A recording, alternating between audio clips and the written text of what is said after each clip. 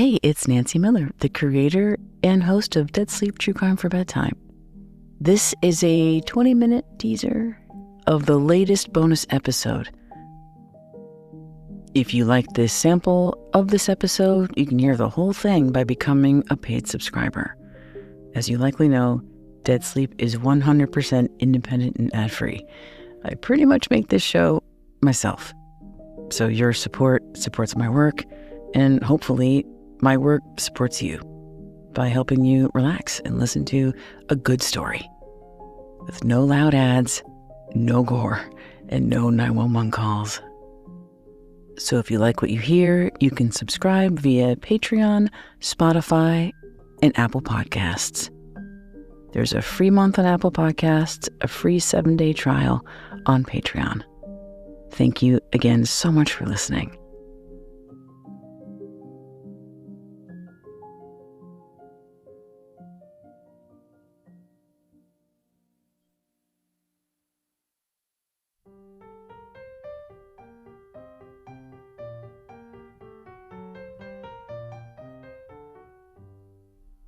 Each one of us, one time or another, has fantasized about starting a whole new life somewhere.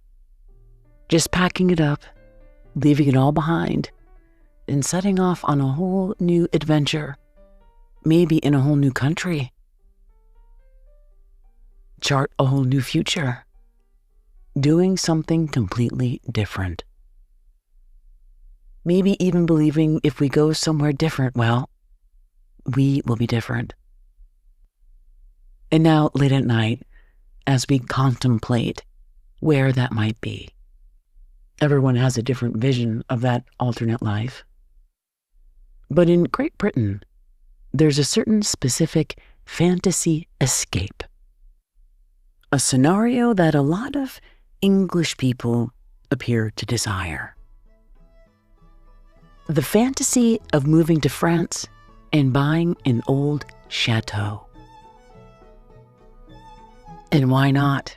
There are thousands of chateaus in France, generally unwanted by the distant family members who inherited them.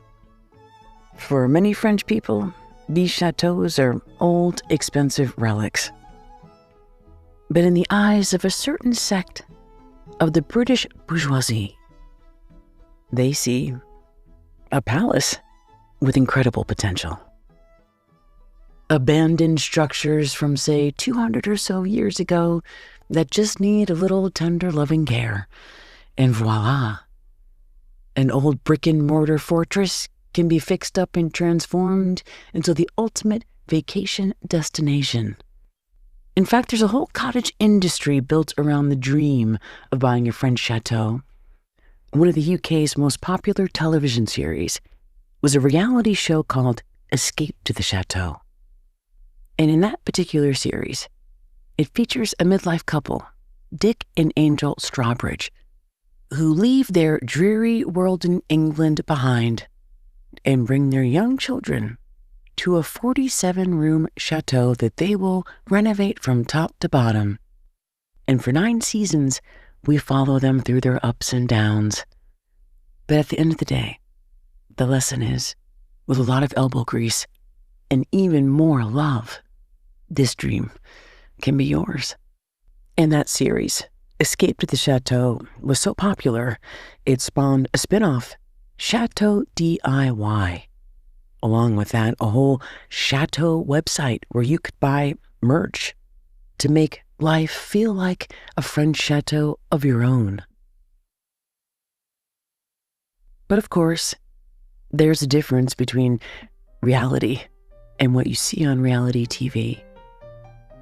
In tonight's episode, you'll encounter a British couple who pursued their dream of owning a French chateau with big plans to make it a vacation destination, only to see it all crumble with allegations of fraud, then accusations of murder. So how did a dream turn to dust? Find out in this September bonus episode of Dead Sleep True Crime for Bedtime. I'm Nancy Miller, and thank you so much for supporting this podcast. This show exists because of subscribers like you. Tonight's story was drawn in part from the work of a British journalist I really admire. His name is Jon Ronson. In his reported feature, called Death at the Chateau, was first published in 2011 in The Guardian, then anthologized in a book I highly recommend called Lost at Sea, The Jon Ronson Mysteries, which I will link to in the show notes, of course. And I was inspired to revisit this story after convalescing while recovering from a recent cold and watching all of these Chateau life shows. The ones that sell this fairy tale fantasy. Only the story you'll hear tonight is a real-life mystery about what can go wrong when fantasy doesn't match reality. This is, of course, the Dead Sleep version of events with my own twist on things, optimized for nighttime listening. So with that, let's settle in for the night as we journey to a whole other world, away from our humble abodes wherever they are, to the northwestern region of France, an area called Brittany. Brittany is a unique area of France, often referred to as Little Britain due to its location. A peninsula that juts out along the English Channel on one side, the Atlantic Ocean on the other, along with some shared cultures and traditions that span hundreds of years. Paris is only 2.5 hours away by high-speed train, and yet Brittany has its own dialect, its own music, culture, and cuisine. It's rural farm country, known for its apple orchards, not vineyards. And here in Brittany, the beverage of choice is fermented cider, not wine. And in photos, you can appreciate Brittany's coastline for its raw and untamed beauty, its emerald waters, its private coves and hidden beaches, and its rugged, rocky shoreline. But there's something distinct about Brittany you can't see in the photo. It's something you can only feel once you've arrived. The wind. In Brittany, it is almost always windy. Not a light breeze or short-lived gust, but a near constant whirl, a push and pull of air pressure drawn from Brittany's maritime microclimates. It's a wind that brings in fresh, clean air.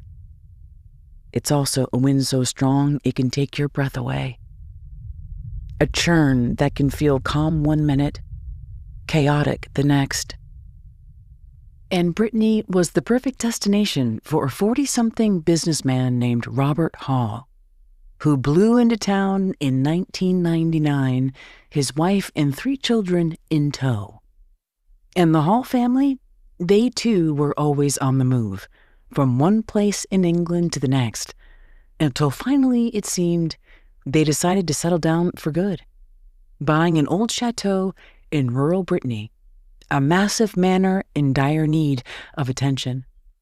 And that chateau was just one building on the property. Robert and his family now owned all of the land, roughly 100 acres around the chateau. That's about 75 American football fields put together of unspoiled space. And Robert, he had big plans. This chateau would be much more than some quaint bed and breakfast.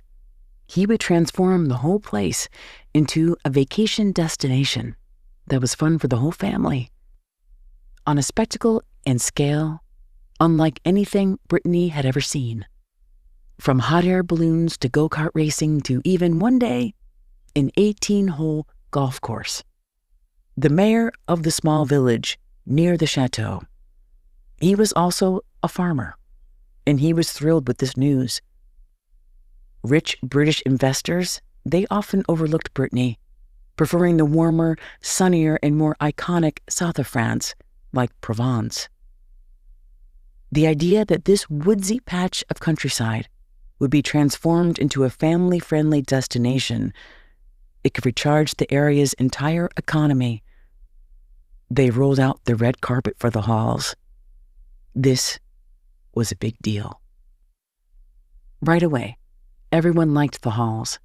There was Robert, then his wife Joanne, who was a bit of a whirling dervish herself. She was always on the go, flying around the village in her vintage convertible, always in a rush to get from here to there. Joanne was known for dropping her children off at school every day, always 10 minutes late. And Joanne, of course, would smile and wave and apologize, her fluttery charm easing any frustration. These villagers had seen their fair share of British expats over the years, pensioners on a budget who moved to Brittany for the affordable real estate and cheaper cost of living.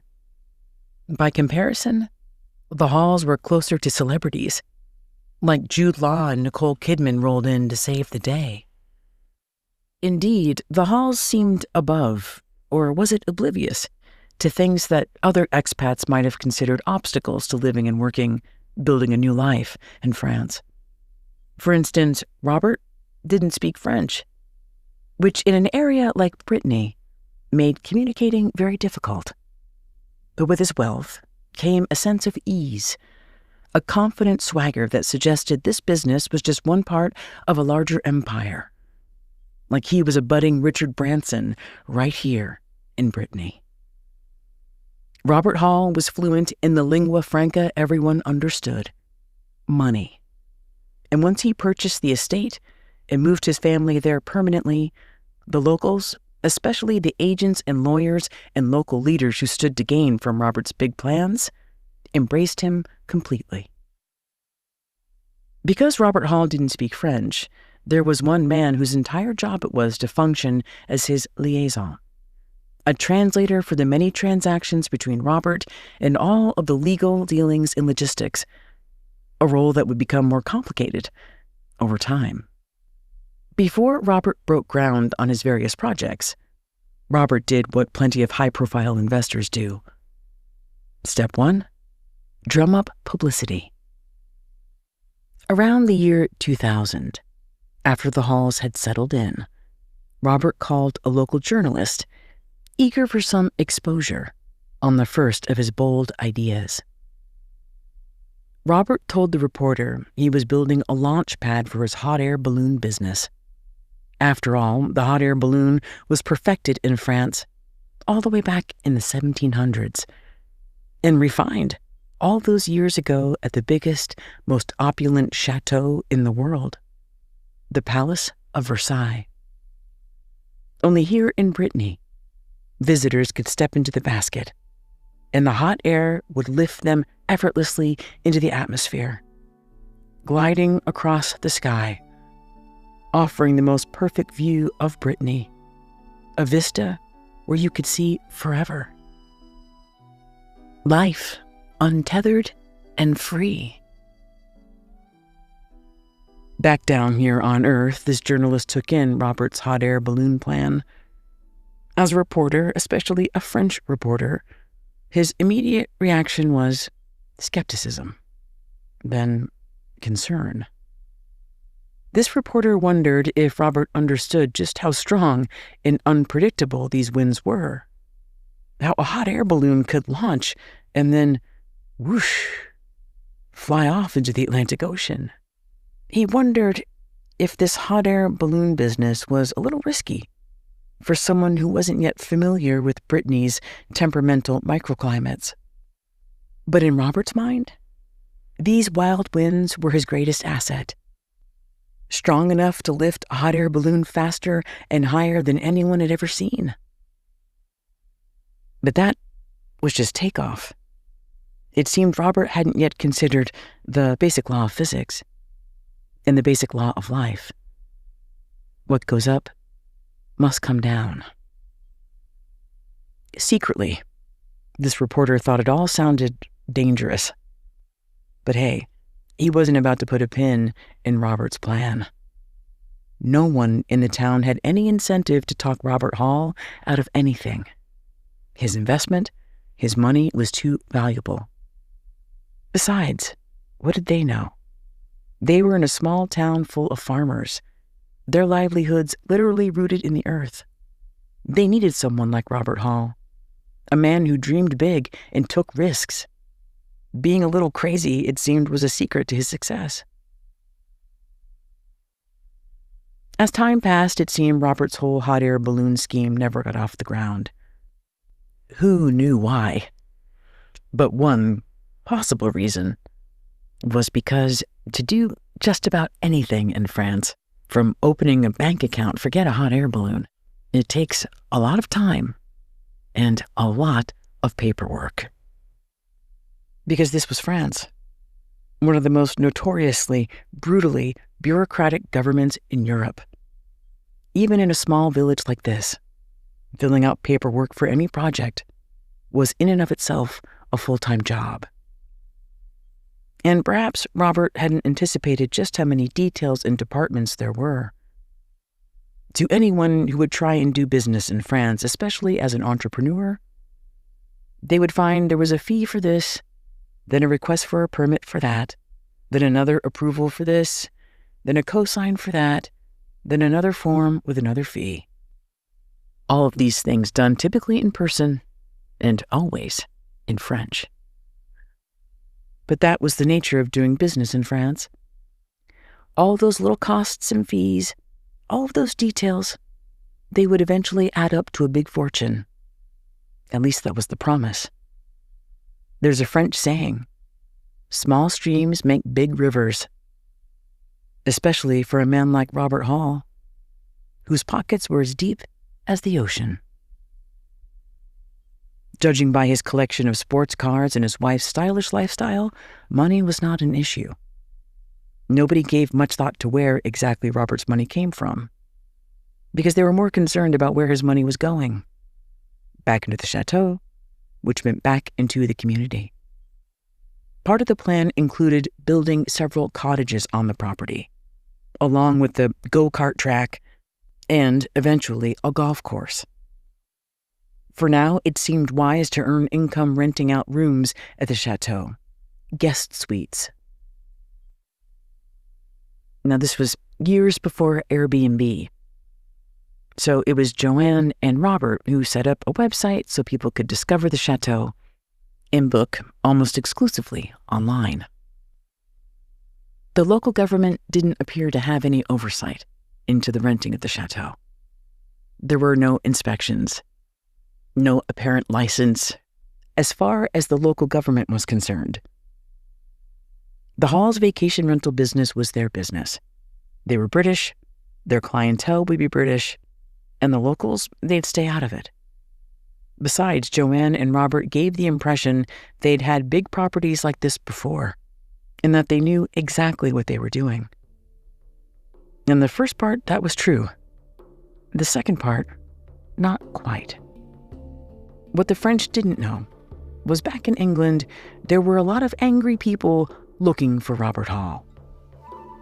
And this whole big move to France might have been part of an escape plan. It's hard to say for certain what Robert Hall was. A con man? A terrible businessman? But the best word to describe what Robert Hall appeared to be was what the Brits call a chancer. In British slang, a chancer is defined as an opportunist, a person who takes risks and tries to gain an advantage, often in a dishonest or unscrupulous way. Someone who's a reckless person who's prepared to try any dubious scheme. And it seemed, at least back in England, Robert Hall had tried just about every scheme there was. In his less than illustrious career, he had a list of failed businesses. There was the failed fitness center, the failed kitchen place, a failed car business, one that imported European vehicles and adapted them from left-hand to right-hand drive, which was, by the way, illegal in England. For a while, it seemed Robert was able to elude responsibility, slip from one town to the next, one new place, one new business, with the same outcome each time. As one former acquaintance put it, he always had big plans that were always crumbling. But to those he owed money, they would say he was a scammer. And for years, each time it seemed Robert Hall escaped unscathed. That is until 1999, when it seemed finally his past was coming back to haunt him. Well, actually, it was worse than that. His past was coming back to break his legs.